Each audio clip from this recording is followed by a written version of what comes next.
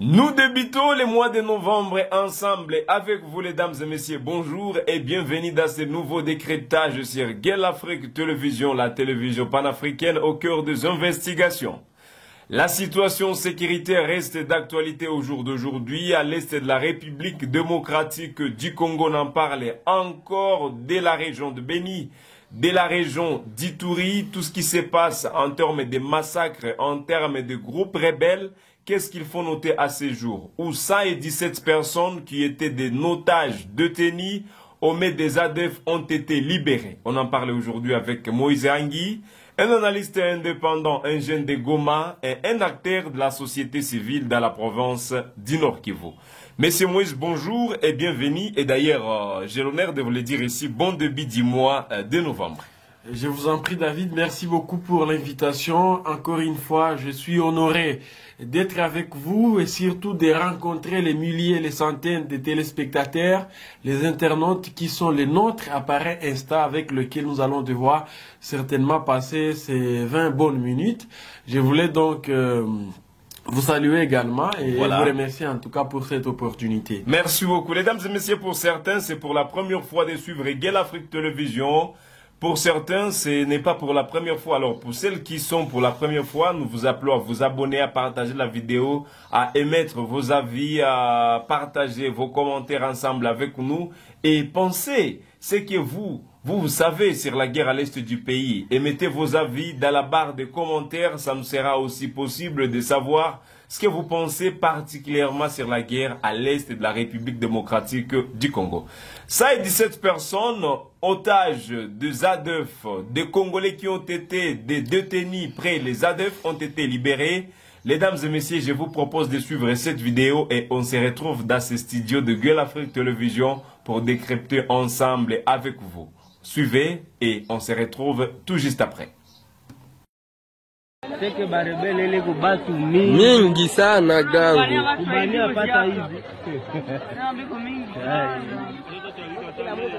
naona hata wakomanda moya haiko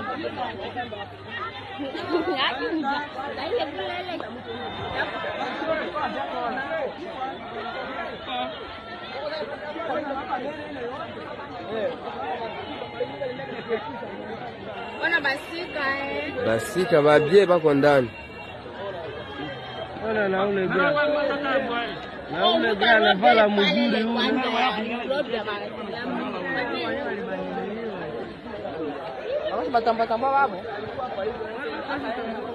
Basi tamba babu.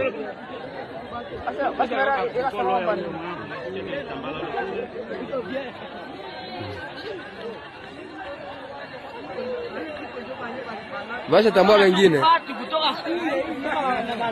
Ule shatambua wengine. Ule mere shatambua mama moya.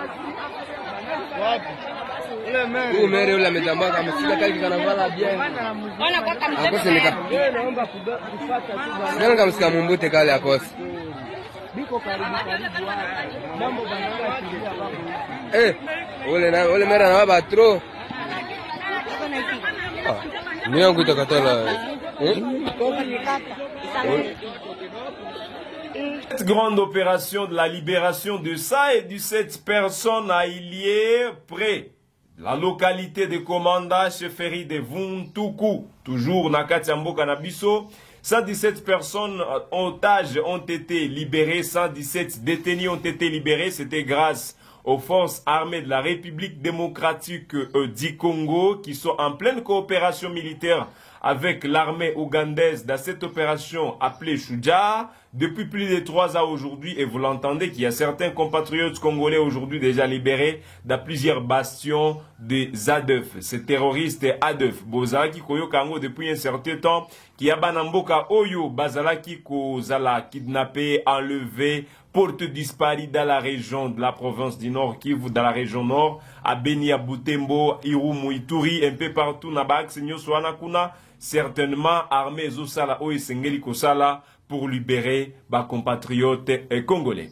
Un acteur de la société civile aujourd'hui dans notre studio, Monsieur Moïse Angui, l'habitué de l'émission, vous laisse dire.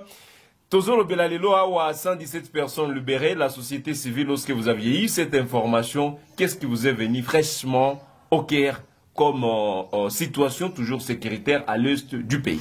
Ben, écoutez, c'était une bonne nouvelle. Je pense que j'ai personnellement, sincèrement, été soulagé lorsque j'ai appris que l'armée est parvenue certainement à récupérer 117 compatriotes. C'est des Congolais, des pères et des mères, s'il faut les dire ainsi, qui viennent donc leur vie vient d'être sauvée. Moi, je pense que pour ça, personnellement, je dis bravo. Bravo à l'armée. Encore une fois, nous sommes tous conscients du fait que les terroristes ADF ont un mode opératoire, en tout cas diabolique, et je vais dire quelque peu compliqué. Ouais. Pour eux, ils font enlever les gens, ils vous rencontrent dans les champs, ils vous enlèvent. Mais on parle du terrorisme déjà. Tout à fait. Donc il y a les kidnappings, il y a les enlèvements, et il y a aussi le terrorisme maintenant, parce que c'est effectivement les modes opératoires des ADF. Pour eux, en tout cas, c'est l'inhumanisme à outrance. Ils essaient un peu en tout cas de faire des choses qui dépassent l'attendement humain. Massacrer les gens, ils essaient un peu même de violer nos mamans et tout ce qui va avec. En tout cas, c'est compliqué. Et moi, je me dis uniquement pour ce qui concerne ces compatriotes qui viennent d'être sauvés. Relâchés. Je crois que l'armée a fait quelque chose de salutaire. Mais au même moment, je crois qu'il faut ici dire que ces phénomènes perdurent. Le gouvernement devrait 2014, faire le meilleur de lui-même pour qu'on ne parle plus du phénomène ADF. Depuis, avant même 2014, les massacres ont commencé à Béni Territoire et à Béniville. Jusqu'aujourd'hui, ça continue. Et moi, je me dis que on est fatigué à un moment. On est fatigué, certes qu'il y a des efforts qui sont menés, et ces efforts que nous sommes en train, bien évidemment, d'encourager, mais nous avons envie qu'on ne parle plus des phénomènes ADF. J'imagine que même ceux qui nous suivent aujourd'hui, les gens sont un peu fatigués d'écouter. Chaque jour, on dit les gens bénis. C'est devenu comme une citation. Même lorsque les médias en parlent, il y a des compatriotes qui pensent que c'est faux, c'est du théâtre. Pourtant, alors que c'est des vies humaines qui sont en train d'être fauchées. C'est des compatriotes, en tout cas, qui nous quittent, qui sont massacrés. Mais, curieusement, comme ça perdure, les gens sentent comme si ce n'était pas vrai, c'était faux. Mais je vais ici vous rassurer qu'à Béni, la situation reste toujours vraiment compliquée. Mode opératoire des rebelles ou les terroristes dont vous soulignez ici. C'est des terroristes, il faut les appeler comme tels. Voilà, les ADF qui kidnappent les gens, qui enlèvent qui les massacrent, gens qui violent, plusieurs qui années. En tout cas, je ne sais pas qu'est-ce qu'il faut dire. Aujourd'hui, M. Moïse, déjà en coopération avec l'armée ougandaise, on peut dire que c'est le fruit de cette coopération entre l'armée ougandaise et l'armée congolaise dans une opération dénommée Ushuja. Peut-on dire qu'il y a l'appui de l'Ouganda dans la neutralisation des ADF dans la région de Béni? Pas forcément. Je suis désolé, je suis navré. Mais ils sont à côté des FARDC. Le compatriote qui vient d'être, je vais dire, sauvé de justesse, voilà. Ça n'a rien à voir avec l'UPDF. À un moment, il faut ne pas mettre les gens dans la confusion. L'armée fait ce qu'elle peut faire de l'autre côté. Moi, personnellement, je suis même de ceux qui pensent qu'il faut aujourd'hui procéder au retrait des troupes ougandaises qui se trouvent de l'autre côté. C'est une contradiction, en fait. On ne peut pas vouloir une chose et son contraire. Nous sommes tous en train de crier chaque jour le fait que l'Ouganda continue de soutenir les forces négatives qui mettent à mal l'est de notre pays. L'ONU elle-même a a publié récemment un rapport qui indexe, qui pointe du doigt, allez-je dire, les autorités ougandaises. Aujourd'hui, continuer à mener les opérations conjointes avec une armée d'un État que je considère personnellement, et tout le monde le sait, comme un État agresseur, je pense que c'est de l'incohérence à un certain niveau du côté du gouvernement congolais. Ce qui se passe là-bas, s'il y a des compatriotes qui sont sauvés de justesse, ce sont les efforts de l'armée. Et FARDC, ce sont les efforts de certains VDP. Autant que même pour la situation des M23, nous savons tous que ni t'étaient les efforts des VDP, peut-être que même la ville de Goma... C'est-à-dire, vous mettez... Ça n'a rien à voir des forces armées vous mettez en cause cette coopération militaire, M. Moïse, dont nous voyons les renforcements du jour au jour. Et je rappelle, même il y a le chef d'état-major congolais, général Christian Chiwewe, qui séjourne, qui a été visible même dans les images au niveau de l'Ouganda, où ils sont en train de renforcer leur coopération militaire. C'est-à-dire, vous n'anticipez pas cette idée en tant que société civile, membre de la société civile, voulez-je dire? Pas même, je vais aller loin même de ce que vous appelez remise en cause des opérations conjointes. Moi, je pense plutôt que c'est juste de l'incohérence. On ne peut pas faire recours à un État agressé, à une armée d'un État agressé. Mais cela n'a jamais été prouvé par le gouvernement congolais. Malheureusement, le gouvernement il est réticent et moi je comprends parfois l'attitude du président Tshisekedi et tous les membres du gouvernement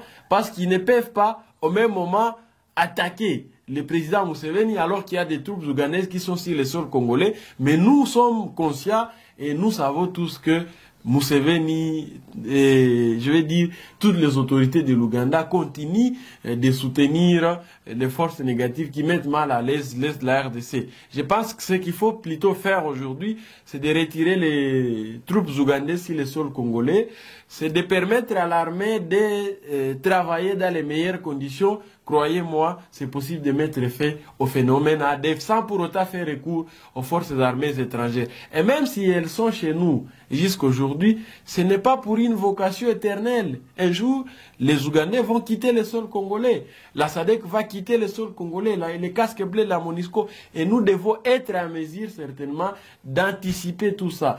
Être à mesure de comprendre que ces gens ne sont que là pour un tas record. Et que la responsabilité de la sauvegarde de l'intégrité du territoire national et la restauration de l'autorité de l'État incombe à l'armée, incombe aux autorités congolaises. Ne sous-traitons pas la sécurité au point de croire que les étrangers vont devoir faire ce que nous devrions faire. Donc, je réalise comme autant d'autres personnes qu'il y a bien évidemment la présence des troupes ougandaises sur le sol congolais, mais je suis tenté de croire que ces dernières ne nous ont pas aidés à grand chose. Et je peux vous le démontrer à travers des faits probables. C'est aussi clair que ça. Notez, mesdames et messieurs, que 117 personnes ont été libérées grâce aux efforts de forces armées de la République et pas aux troupes ougandaises. Pendant qu'ils sont en pleine coopération, les deux, comment Monsieur Moïse, comment vous portez, monsieur le journaliste, à un défenseur loin de là, on parle de l'opération. Je pense que vous êtes congolais. On parle juste de l'opération Soudja. Là, je me situe. Mais qui compose des forces armées. Face à un journaliste ougandais qui a envie de vanter, de faire l'apologie des militaires ougandais. Loin de là, mais c'est Moïse. Parce que ce n'est pas le cas. Loin de là, mais c'est Moïse. On parle que des coopérations militaires entre des forces des nations. Mais tout à fait. Et je vous montre comment est-ce qu'il y a en fait un souci, un challenge. Au même moment, nous sommes en train de mener les opérations conjointes avec cette armée. Je vous dis qu'il y a les rapports de l'ONU qui démontrent maintenant des révélations aussi accablantes par rapport au soutien des autorités ougandaises aux côtés des forces négatives qui mettent mal à l'aise la RDC et très précisément les rebelles du M23. Je réalise justement que c'était une erreur stratégique de la part du gouvernement congolais qui a fait recours aux troupes ougandaises, peut-être ne se rendant pas compte de ce ping-pong qu'il y a. Après, nous sommes tous conscients, et ceux qui nous suivent peuvent les témoigner, du fait que le président ougandais, c'est un allié potentiel et un allié privilégié de Kagame, du président rwandais Paul Kagame. Vous voulez quoi? Kagame qui est le principal agresseur de la RDC, parrain principal d'IM 23, le big boss. C'est un partenaire privilégié de Museveni. Donc, je crois qu'il y a à boire et à manger dans cette affaire. Mais ce qui m'intéresse personnellement, c'est le fait qu'il y a l'armée qui fait le meilleur d'elle-même. Il y a les VDP qui ne lâchent pas, qui sont déterminés à en finir avec cette barbarie rwandaise. C'est ça ce qui nous intéresse. Voilà. Mais si surmilitariser l'Est, surmilitariser Beni ou sous-traiter notre sécurité, croyant que l'issue ou du moins la solution viendra des étrangers, je pense que nous perdons de vue. Mesdames et messieurs, toujours la même question. Sécurité à l'est de la République démocratique du Congo aujourd'hui nous intéresse. Si votre chaîne panafricaine au cœur des investigations, Guel Afrique Télévision. Mentionnez dans la barre des commentaires ce que vous pensez, vous personnellement, vis-à-vis de tout ce que nous discutons ici, vis-à-vis de l'actualité au cœur du Congo, au cœur de l'est de la République de notre pays. L'opération Soudja entre les FRDC et l'UPDF. Vous personnellement, quelles sont vos analyses portées à ce sujet, où nous vous signalons aujourd'hui que 117 personnes ont été libérées. 117 otages qui étaient entre les mains des rebelles ou des terroristes ADF ont été libérés. Cela s'est réalisé exactement dans la localité de Komanda, chefferie Vunkutu. Toujours dans les mêmes coins, dans les mêmes zones, comme on en parle aujourd'hui de la situation à l'est du Congo, parlons un peu de l'Ituri, où on en signale aussi la présence de plusieurs groupes rebelles. Il y a les Kodeko, il y a les Tiniakilima, il y a les Zaïre et plusieurs autres mouvements rebelles. Monsieur Moïse, toujours de la société civile dont vous faites partie aujourd'hui dans la province du Nord Kivu, c'est quoi la raison de l'existence de tous ces groupes rebelles à l'Ituri? Bon, d'abord, il faut ici dire que ça fait aussi mal de l'autre côté. Le Nord Kivu, l'Ituri aussi est victime, je vais dire, d'une guerre qui dure des années. Voilà. Et c'est exactement une guerre qui est orchestrée par les forces négatives, telles que vous l'avez dit. Il y a vraiment les Kodeko qui mettent mal à l'aise nos compatriotes de l'Ituri. Il y a aussi la milice Zaïre, il y a aussi les Tiniakilima et beaucoup d'autres groupes. Et c'est déjà effectivement d'abord qui se contente à piller les ressources minières de l'autre côté, mais aussi qui continue de massacrer les civils en violation flagrante du droit international humanitaire. Ce que nous devons donc comprendre, c'est que l'Ituri n'est pas aussi épargné de la menace qui pèse sur l'Est, autant que le Nord Kivu aujourd'hui est victime de la rébellion du M23 et des crimes de guerre et des crimes de génocide perpétrés par ces derniers. Nos compatriotes de l'Ituri aussi sont vraiment pris en partie par ces groupes armés. En plus de massacrer nos peurs, ils pillent des minéraux, des cobalt, des diamants et consorts, parce qu'ils se retrouvent dans une province aussi riche comme le Nord Kivu, et ils se permettent de tout. Et si cela serait au moins les activités qu'orchestrent ces derniers dans la province d'Ituri, c'est quoi? C'est ça la question. C'est quoi la raison d'existence? Qu'est-ce qu'ils revendiquent en fait? Parce qu'aujourd'hui, avec la rébellion du M23, on les attend parler, qu'il y a une menace qui pèse sur entre guillemets FDLR, il y a des communautés marginalisées en RDC, il y a toute une liste de choses qu'ils revendiquent. De l'autre côté, qu'est-ce qu'ils font savoir à ce sujet? Pendant que nous avons vu, un certain temps, lorsque Jean-Pierre Bemba était encore à la défense, nous avons vu au moins 7 groupes rebelles dont les Kodeko faisaient partie, ont signé le pacte de cessation des hostilités. Mais quelques temps après, nous les entendons encore une fois de plus. Qu'est-ce qui ne va pas au juste de l'autre côté? Alors, je suis pas vraiment très mieux placé pour dire ce que les Kodeko veulent ou les miliciens Zaïre. Je ne veux pas les appeler les Zaïrois, mais je préfère juste les appeler comme ça, même ceux qui opèrent dans les Tiniakilima. Mais je pense que c'est déjà qu'ils sont manipulés par les impérialistes qui ne girent qu'à piller nos minéraux, nos ressources naturelles et qui continuent aussi à massacrer des compatriotes. Très exactement, qu'est-ce qu'ils recherchent, je ne sais pas, mais je réalise juste qu'ils mettent mal à l'aise l'inquiétude de la population et même l'intégrité territoriale. Et c'est donc des choses que nous déplorons. Nous pensons qu'il faut que l'armée et les autorités mettent toutes les batteries en marche en vue de décourager ces comportements belliqueux et bellicistes orchestrés par ces forces négatives.